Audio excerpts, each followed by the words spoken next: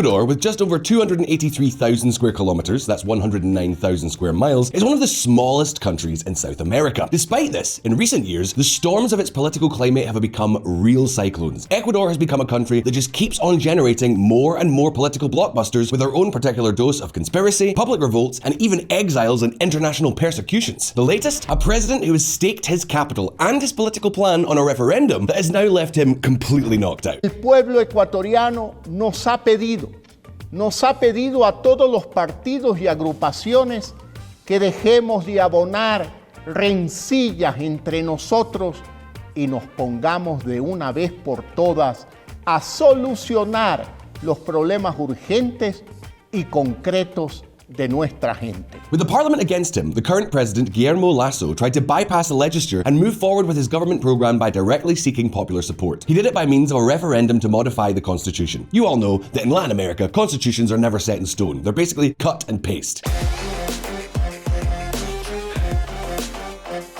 And so, on the 5th of February 2023, Ecuadorians were summoned to the polls to choose municipal political positions, but also to declare their oppositions on 8 constitutional reforms promoted by Lasso. And of course, also, by extension, to show their support or rejection of his government. It was an all-or-nothing gamble on the part of a desperate government that had found itself cornered and blocked. However, things could not have turned out worse for them. The president not only lost the referendum, but also the little amount of political capital he had left. Now, how did it come to this point? How could the President of Ecuador launch such an ordeal? Are we on the verge of the return of Rafael Correa and hardline socialism? And perhaps the most important question, what exactly is going on with Ecuador? Well, in this video, we're going to answer all of these questions, but first, we have to understand how they've reached this point, so let's look at some history.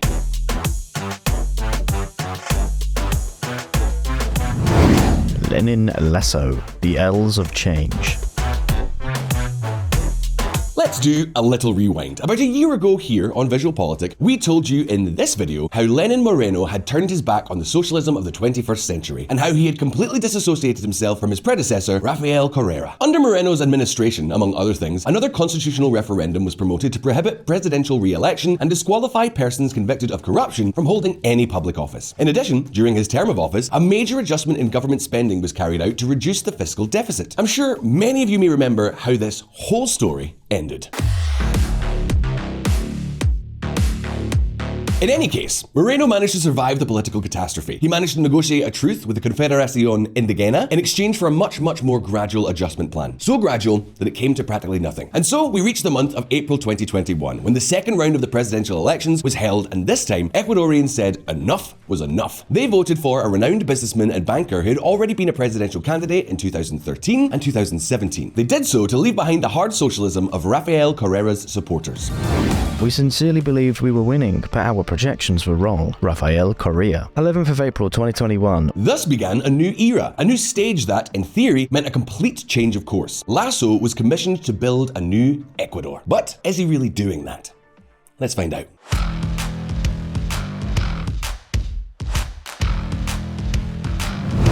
Lasso. Third time's the charm. Guillermo Alberto Santiago Lasso Mendoza is not exactly a new face, quite the contrary. He is an old acquaintance of the Ecuadorian establishment. Lasso comes from a middle-income family. He's the youngest of 11 siblings, and at the age of 15, he had to start working while still attending high school. He did not just do it, however, in any job. He started working as an office boy and account assistant in some of the financial entities of the stock exchange in his hometown, Guayaquil. It was there that he became acquainted with the economy and particularly with the banking sector. It was something like the first step in a career straight out of a Hollywood movie. A real example of the social elevator in practice. In 1993, he completed an MBA, and by the end of that same decade, he came to lead the Association of Private Banks of Ecuador. Between 1994 and 2012, except for some short periods of time, he was the president of Banco Guayaquil. Perhaps thanks to that experience, in August 1999, Lasso was appointed Super Minister of the Economy, but his lack of mutual understanding with President Jamil Muad forced his resignation only a month later. Ecuador, at that time, was an absolute disaster. The country was facing an economic meltdown, marked by a 12% fiscal deficit, a moratorium on foreign debt, and uncontrolled inflation. It was an explosive context that ended with the dollarization of the economy. Fortunately for him, Lasso's resignation somehow kept him out of the cataclysm, which allowed him to enter the political arena in 2012 and run for the presidency itself. Of course, this process would take time. Specifically, he had to make 3 attempts until he finally hit the bullseye. In 2021, Ecuador handed over the leadership of the country to Guillermo Lasso. The idea at that time seemed to be very clear: to bury Correa's policies once and for all, and to seek economic reactivation through 2 methods, a tax reform and a labor reform. En este gobierno que hoy nace, en este nuevo siglo del republicanismo que estamos a punto de arrancar, termina la era de los caudillos. Termina la era de los caudillos. However, VisualPolitik community, there are some things that are easier to promise than to actually do. And guess what? This is precisely a good example of this.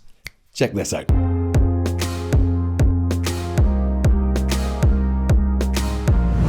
A mortgaged legitimacy with parliamentary paralysis.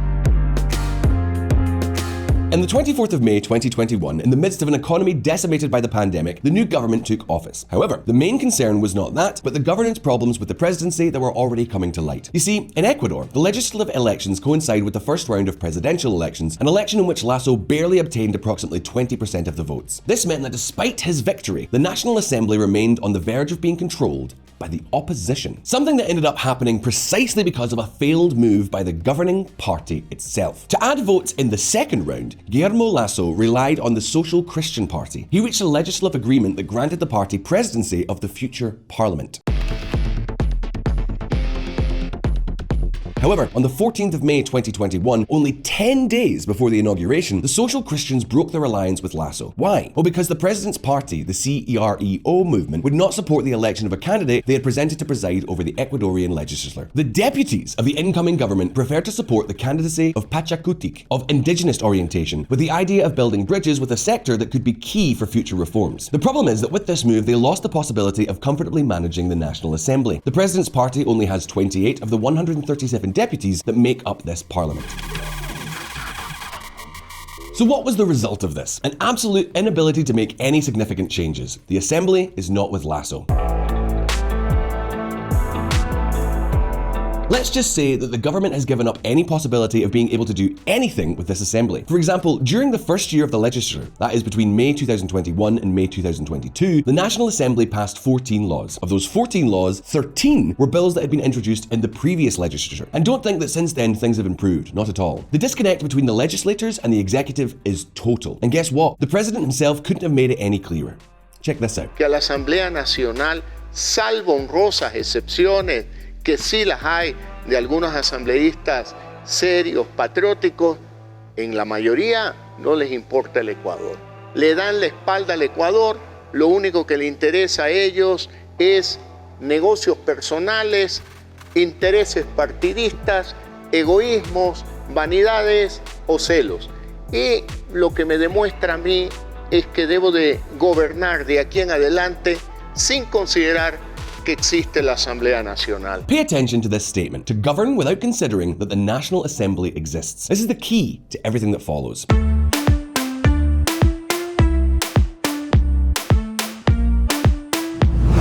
Ruling like Houdini. If we take into account the absence of legislative support and an electoral victory that largely came about thanks to a pact with the party with which he has completely broken, it is evident that Lasso is shackled hand and foot when it comes to pushing far-reaching reforms. For example, in 2021, at the beginning of his mandate, the new government presented an Opportunity Creation Act, a kind of mega law that aspired to bring forward a large package of changes. This did not sit well in the assembly. So they forced the government to split this kind of mega law into 2 different projects. On the one hand, a tax reform, and on the other hand, a labor reform. The first one, which had been agreed with the IMF, went ahead and came into effect in November 2021. In general terms, it involved a considerable raise in taxes with the aim of increasing revenues by almost $2 billion, which meant raising almost 20% more in one blow. An objective that, as you can see on the screen, is being achieved to perfection. In the meantime, there has been nothing but rumors about the labor reform. In fact, the tax reform actually went through basically because legislatures could not agree on presenting a common front against the newly elected government. Well, because of that, and because tax hikes are not particularly popular in the first place. But on the other issue, on the labour matter, the reaction was much more forceful. Nothing was heard again. And keep in mind, we are talking about a country where informal work in the labour market affects almost 3/4 of all employees in the country. So naturally, you can already get an idea of what the wages are like. In fact, the Assembly's reticence towards the government even made it difficult to pass the Integral Security Law, a law that was a matter of urgency in a country where between February 2021 and November 2022, more than 400 inmates died in 11 prison massacres waged between different drug gangs. In other words, dealing with the legislative branch has become a real nightmare. Of course, that has not been the only problem Lasso has had to deal with. Ecuador is becoming a major hub for international narcotics distribution. For example, according to the UN, it is already the 3rd country on the list with the most coca seizures in the world. In fact, in April 2022, Lasso had to declare a state of emergency and deploy 10,000 police troops in the provinces of Guayas, Manabí, and Esmeraldas to counteract the intense violence generated by drug trafficking in the area. And that's not all. Just 2 months later, the president had to do the same in several provinces to stop a fresh indigenous uprising against his government's policies. In other words, between one thing and another, Lasso's presidency has practically turned into a never-ending nightmare. The only good news for the president seems to be foreign policy news. Lasso has received praise from Joe Biden so far in his term in office while signing a free trade agreement with China. And now everything points to the fact that the free trade agreement with the United States may also be forthcoming. I congratulate the President for setting a regional example on security, migration, and economic progress. The United States will continue to be a strategic partner of Ecuador to generate development and opportunities in our nation. Joe Biden, 20th December 2022. But beyond that, between the violence, the indigenous uprisings, and the total clash with the Assembly, the President's mandate seems to be out of steam, at least without room for any maneuver. And it is right at this point when, in an attempt to regain political initiative, Lasso decided to go all in.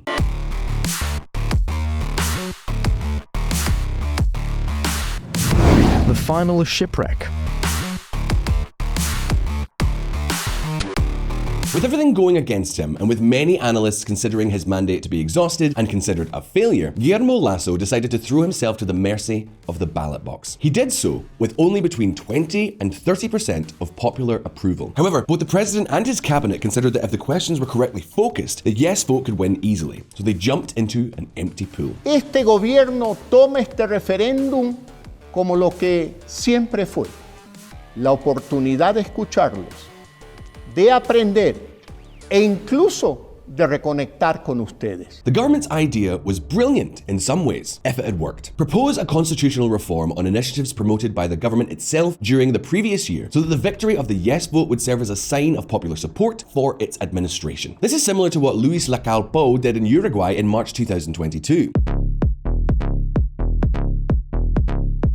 However, in the case of Ecuador, the reforms proposed referred to 8 more or less significant reforms. In summary, they are this. Allow the extradition of Ecuadorians linked to organized crime. Guarantee the autonomy of the State Attorney General's office. Reduce the number of deputies in Parliament. Reduce the official number of political parties. Change the composition of and return to the Assembly part of the competencies of the Council of Citizen Participation and Social Control, a body created by Correa. And finally, some changes in environmental conservation policy, such as the recognition of compensation repayments. No major changes, but mostly more or less reasonable reforms that in theory were capable of achieving broad popular support.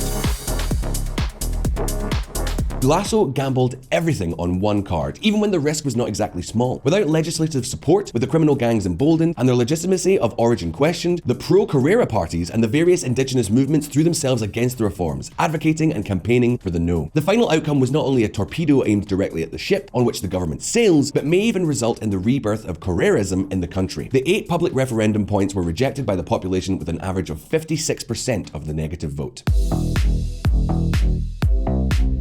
And not only that, along with these results, the candidates supported by Rafael Correa also triumphed in the major districts of the country. Remember that these elections also included the election of local authorities, where the Correa's party obtained a majority of votes in Quito and Guayaquil. And at this point, President Lasso seems to be cornered on all fronts. A legislature absolutely against him, a citizenry dissatisfied with his mandate, and now, to top it all off, multiple jurisdictions governed by his opponents. The question then is, what can we expect for the rest of his term? Well, given that what we have seen, Not much. Or rather, nothing at all. Any other outcome would be surprising given the political situation in the country. At this point, Lasso's government seems to be easy prey for opposition parties, indigenous organizations, and the political reforms against him. If he wants to keep a lifeline until the formal end of his term, Lasso is going to have to negotiate and above all, give in. However, even that may not be enough because Rafael Correa's name is back on the table.